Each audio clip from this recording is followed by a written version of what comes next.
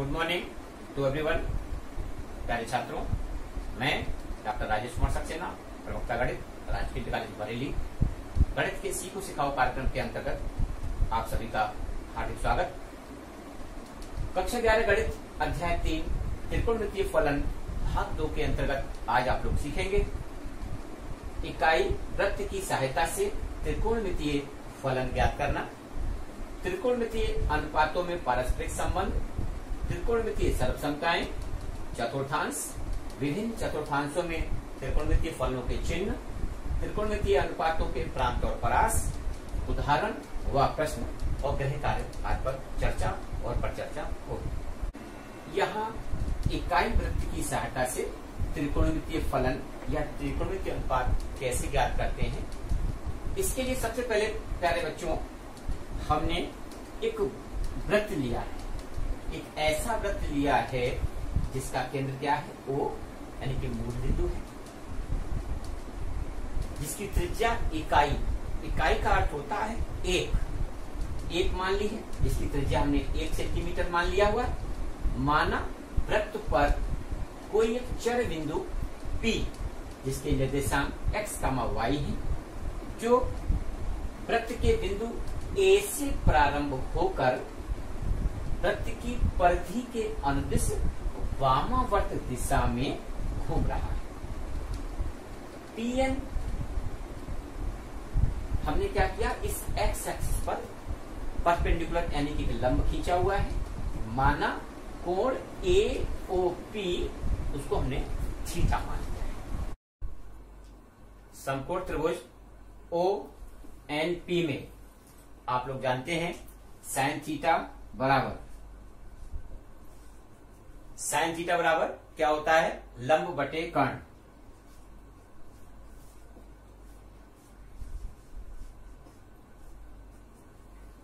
अब इस समकोण त्रिभुज में लंब क्या है, PN,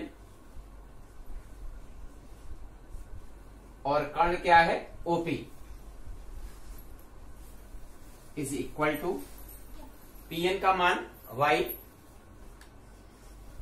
और OP का मान 1 अर्थात y। तो sine theta is equal to y। अब देखो कॉस थीटा बराबर आधार बटे कर्ण। आधार कितना है, ON, और कर्ण कितना है, OP। ON का मान x और OP का मान 1 अर्थात x। cos थीटा का मान x हो गया। अब देखो tan थीटा बराबर लंब बटे आधार। लंब क्या है यहाँ पे, PN, और आधार कितना है, ON। PN का मान y और आधार का मान x। तो tan थीटा बराबर y अपान x। cot theta is equal to आधार बटे लंब, और cot थीटा आधार कितना है इसमें, ON, और लंब क्या है, PN अर्थात x अपान y।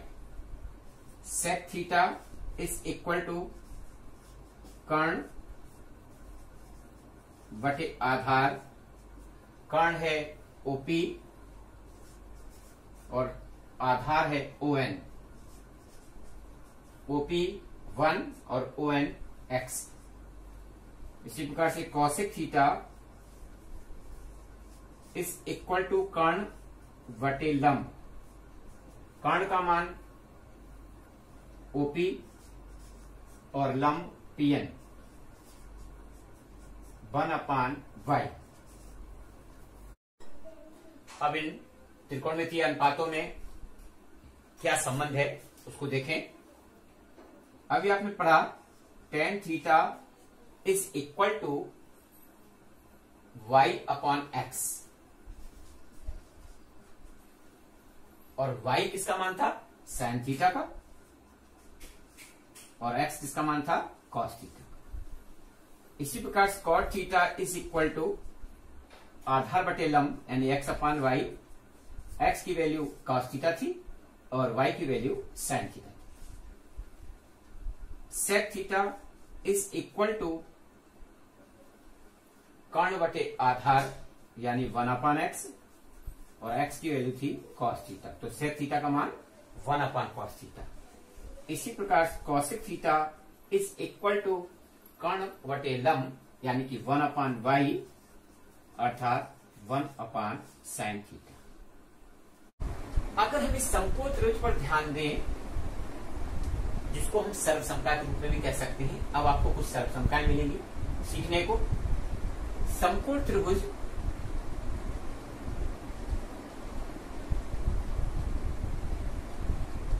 PNO में, समकोण त्रिभुज का मतलब जिसमें एक कोण 90 अंश का होता है। देखिए बेटे, समकोण त्रिभुज में पाइथागोरस प्रमेय लगती है क्या कि कर्ण पर बना वर्ग शेष दोनों भुजाओं पर बने वर्गों के योग के बराबर होता है। तो यहां पर पाइथागोरस प्रमेय से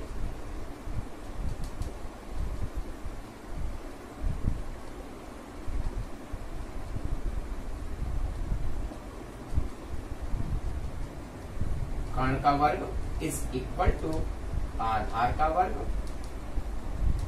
प्लस लंब का वर्ग। कर्ण यहां पर बेटे 1 है, तो 1 का स्क्वायर, आधार यहां पर x है, x का स्क्वायर, और लंब यहां पर y है।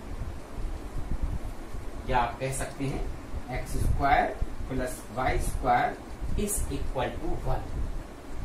अब एक पॉइंट अभी आपने देखा, x किसके बराबर था, cos थीटा के, तो ये हो गया cos स्क्वायर थीटा, और y किसके बराबर था, sin थीटा के, तो ये sin स्क्वायर थीटा हो गया। तो पहली सर्वसमता आपको मिल गई, sin square theta plus cos square theta is equal to 1। इसके साथ ही हम अन्य दोनों सर्वसमताएं भी याद कर सकते हैं, कैसे वो भी आप देख लीजिएगा।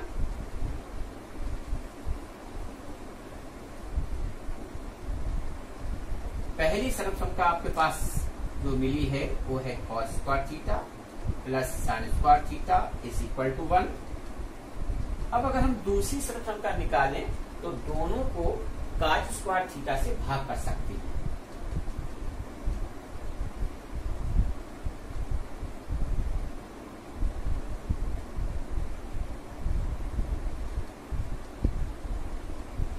तो देखिए ये कट जाएगा, तो मिलेगा 1 साइन बटे कॉस, ये बेटे क्या होता है, tan स्क्वायर थीटा, और बेटे ये होता है सेक स्क्वायर थीटा, ये भी आप देख चुके हैं। तो पहली सर्वसमता cos square theta plus sin square theta, और दूसरी मिली आपको 1 plus tan square theta is equal to sec square theta.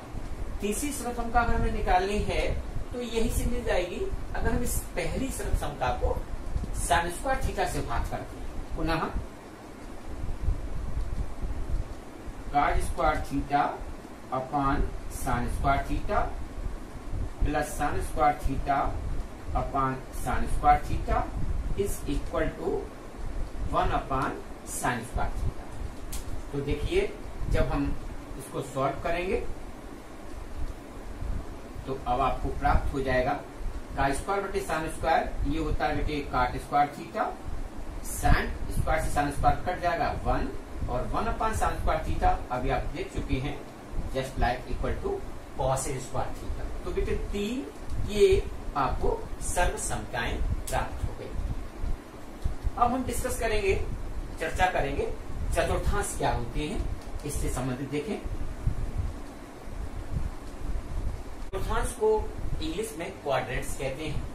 यदि हम x o x डैश और y o y डैश दो ऐसी रेखाएं खींचें, ये हॉरिजॉन्टल है, क्षैतिज है, और ये लंबवत है, तो इन दोनों रेखाओं को अगर हम खींचें तो इसके कटान बिंदु को हम मूल बिंदु कहते हैं। ये कंप्लीट जो पूरा कोण बनता है वो 360 अंश का, ये उसको 4 भागों में इन्होंने एक्सओ एक्स और वाईओ वाई डैश इन्होंने बांट दिया है। तो प्रथम भाग को फर्स्ट चतुर्थांश कहते हैं, दूसरा सेकंड चतुर्थांश, तीसरा थर्ड चतुर्थांश और चौथा होता है फोर्थ चतुर्थांश। ये चतुर्थांश है, इंग्लिश में इनको क्वाड्रेंट्स कहते हैं। अब 0 से 90, 0 से 90 के बीच फर्स्ट चतुर्थांश बोला जाता है। 90 से 180 ये आप देख सकते हैं 90 डिग्री हो गया, ये आपका 180 डिग्री हो गया, ये आपका 270 डिग्री हो गया और इधर 360 डिग्री। तो प्रथम चतुर्थांश 0 से 90 के मध्य, द्वितीय चतुर्थांश 90 से 180 के मध्य, तीसरा चतुर्थांश 180 से 270 के मध्य और चौथा चतुर्थांश 270 से 360 के मध्य का कहलाता है। अब हम इन चतुर्थांशों में चिन्ह कैसे होते हैं, चिन्ह कैसे बनते हैं। 6 त्रिकोणमितीय अनुपात जो कि आप लोग जानते हैं, sine theta, cos theta, tan theta, cot theta, sec theta और कॉसेक थीटा, इनके इन चतुर्थांशों में चिन्ह किस प्रकार से होते हैं वह हम आपको क्लियर करेंगे। इसके लिए अब आप देख सकते हैं कि अगर हम पहले चतुर्थांश पर बात करें तो पहले चतुर्थांश के जो कोण हैं, इसमें अगर हम कोई बिंदु लेते हैं, सपोज x, y जिसके निर्देशांक है, कोई भी बिंदु जो है वो धनात्मक होता है और धनात्मक चूंकि x और y दोनों धनात्मक हैं, इसलिए x और y का जो प्रयोग हो रहा है, छह त्रिकोणमितीय जो अनुपात है वो पॉजिटिव रहते हैं। तो प्रथम चतुर्थांश में आल पॉजिटिव, यानी कि आल पॉजिटिव, ये कौन से उसमें प्रथम चतुर्थांश।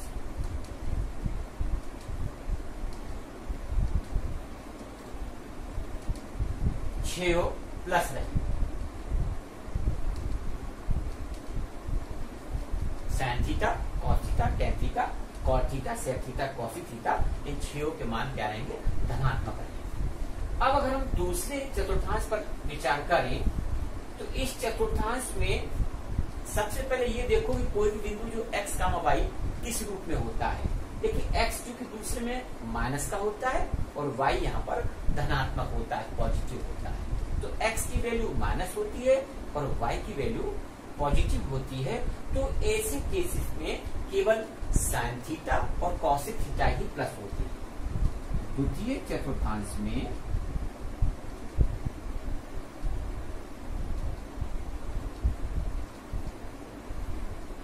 साइन थीटा और कॉसेक थीटा ये प्लस होते हैं और शेष जो हैं वो माइनस के हैं।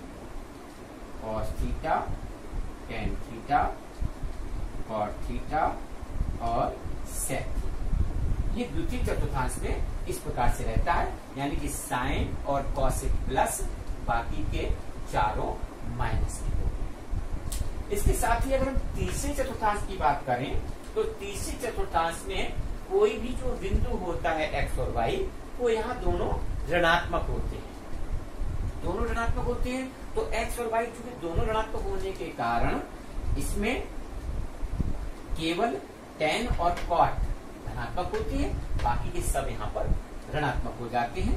तृतीय चतुर्थांश में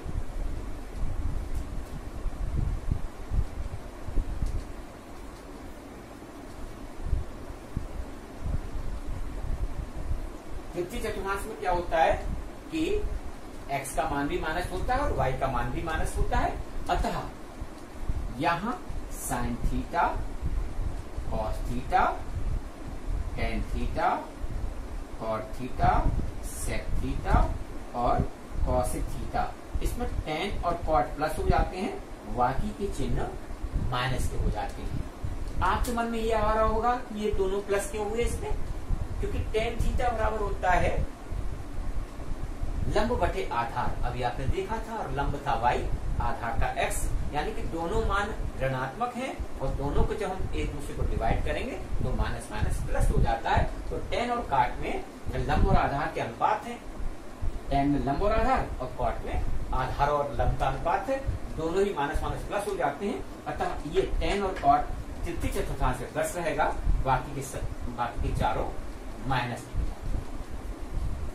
इसके साथ ही अगर हम चतुर्थ चतुर्थांश की बात करें, चतुर्थ चतुर्थांश में इसमें क्या होता है, तो प्यारे छात्रों इसमें आपको ये ध्यान रखना है कि चतुर्थ चतुर्थांश में बिंदुओं के जो चिन्ह है, निर्देशांकों के जो चिन्ह है वो कैसे होते हैं, वो आप देख सकते हो कि x की वैल्यू तो पॉजिटिव रहती है और y की वैल्यू माइनस होती है। यहाँ पर कोई भी निर्देशांक चतुर्थ चतुर्थांश में प्लस और माइनस के रूप में होता है, अर्थात x प्लस है और y माइनस है। तो x जो है वो चूंकि cos थीटा, x की वैल्यू किसके बराबर थी, cos थीटा के बराबर थी, अतः इसमें cos थीटा और sec थीटा ये दोनों पॉजिटिव होंगे।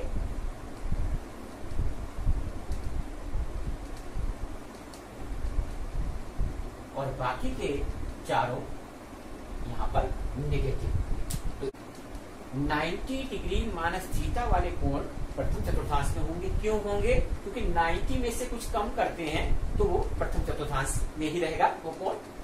90 प्लस दूसरे चतुर्थांश में हो गया, क्योंकि 90 से ज्यादा कोण होगा, इसमें 180 से ज्यादा होगा तो तीसरा चतुर्थांश का कोण है, और इसमें 360 से कम कोण है तो 360 माइनस थीटा। प्यारे छात्रों त्रिकोणमितीय जो सारणी है उनके मान आप कैसे देखेंगे, sine cos tan 0 degree 30 degree 45 degree 60 degree 90, इनके मान हम आपको बता रहे हैं।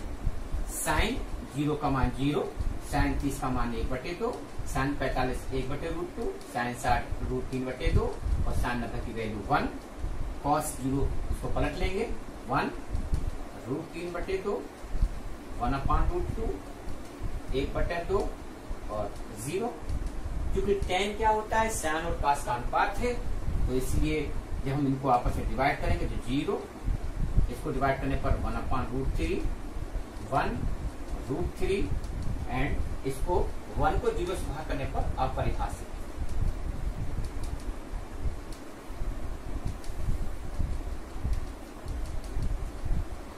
इस प्रकार से हम साइन का मान, कॉस का मान, tan का मान ये सारणी ज्ञात कर सकते हैं। और अगर हम इनको पलट दें तो tan को पलटने पर cot का मान मिलता है, क्योंकि cot theta is equal to 1/tan theta. cos को पलटेंगे तो sec थीटा का मान, क्योंकि sec theta equal to 1/cos theta, और sin को पलटने पर cos थीटा की मान इसी प्रकार से हम प्राप्त कर सकते हैं। अब देखो बेटे, तो उदाहरण में देखिए, यदि tan x is equal to 5/12 और x तृतीय चतुर्थांश में है तो अन्य सभी t अनुपात का अर्थ है त्रिकोणमितीय अनुपात ज्ञात कीजिए। तो अन्य सभी कौन कौन हुए, एक आपको ज्ञात करना है sin x, cos x, cot x, sec x और cosec x। तो प्रश्नानुसार आप देख सकते हैं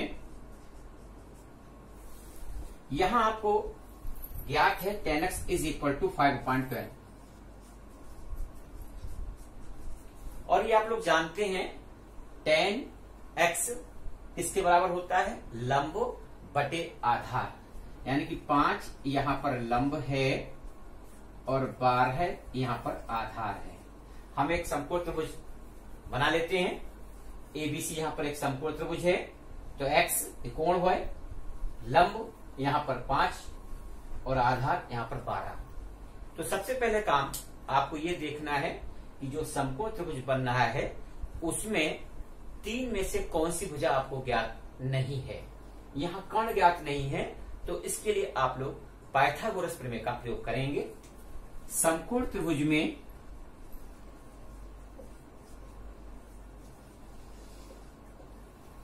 कौन सा त्रिभुज है, एबीसी, कर्ण का वर्ग इज इक्वल टू आधार का वर्ग प्लस लंब का वर्ग। ये क्या है? पाइथागोरस प्रमेय।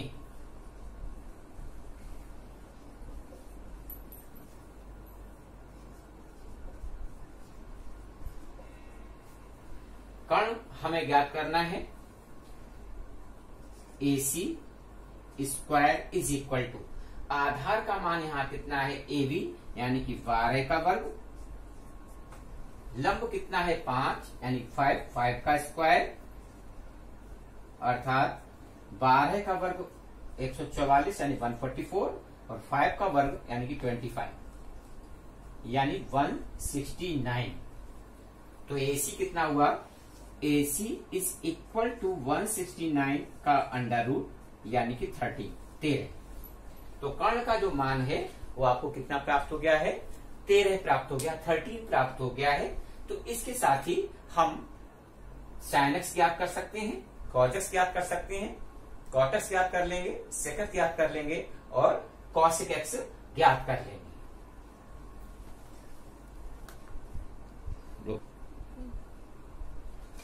तो AC का मान कितना मिला?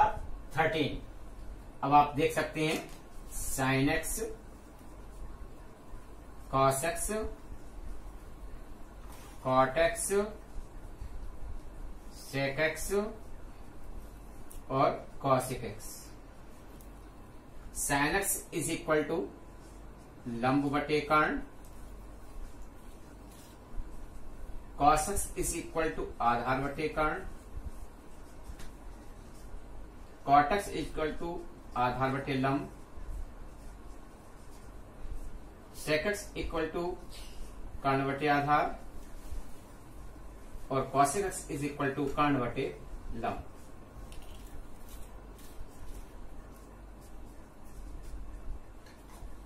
मान लगा दीजिए, लंब बटे कर्ण यानी कि 5/13, cos x is equal to 12/13, cot x is equal to 12/5, sec x is equal to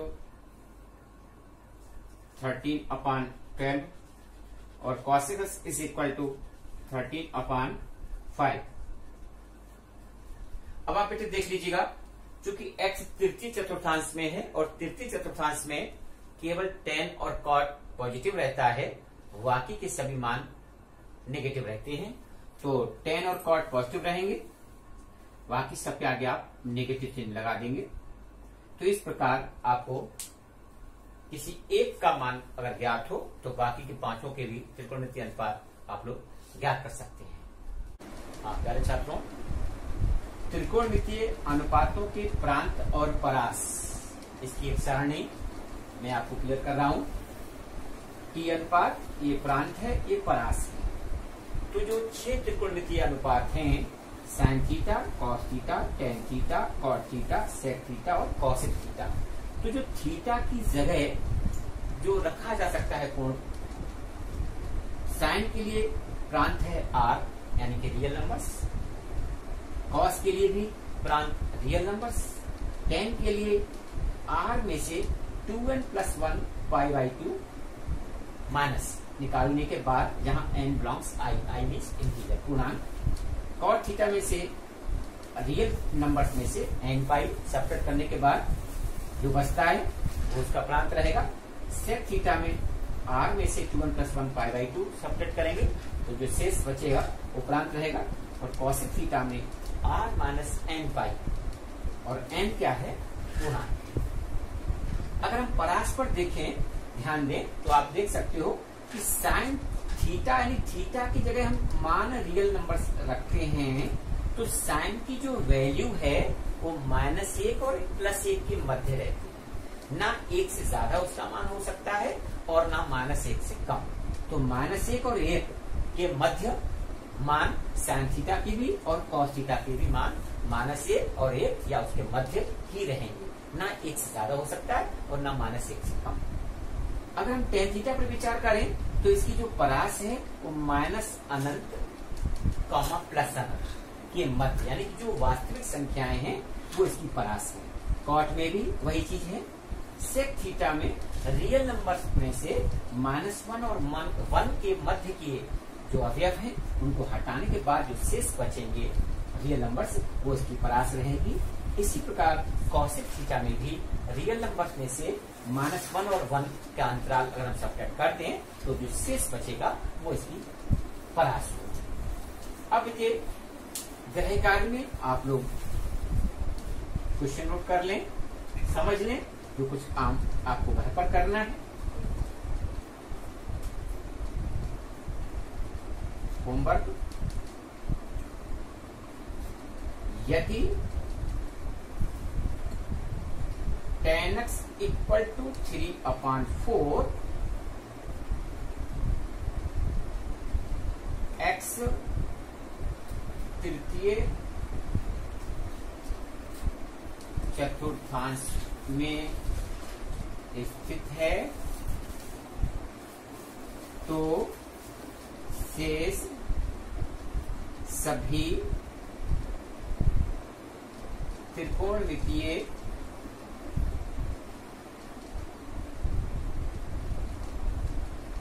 अनुपातों के मान ज्ञात कीजिए।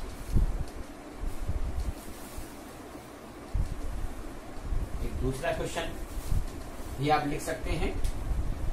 sin 765 डिग्री का मान बताओ।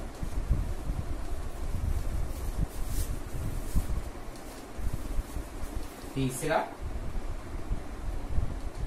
cos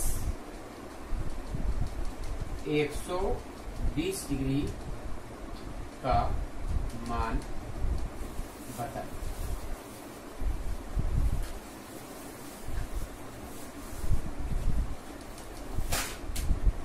तो प्यारे छात्रों, आज आपने कक्षा 11 गणित अध्याय 3 त्रिकोणमितीय फलन भाग 2 के अंतर्गत क्या क्या आपने अध्ययन किया है। सबसे पहले इकाई त्रिज्या के अंतर्गत त्रिकोणमितीय फलन यानी त्रिकोणमितीय अनुपात का अध्ययन किया। उनमें संबंध, सर्वसमीकाएं, चतुर्थांशों में त्रिकोणमितीय अनुपातों के चिन्ह, प्रांत और परास, उदाहरण और ग्रह कार्य किया। बाकी हम अगले अध्याय में आपको थैंक यू।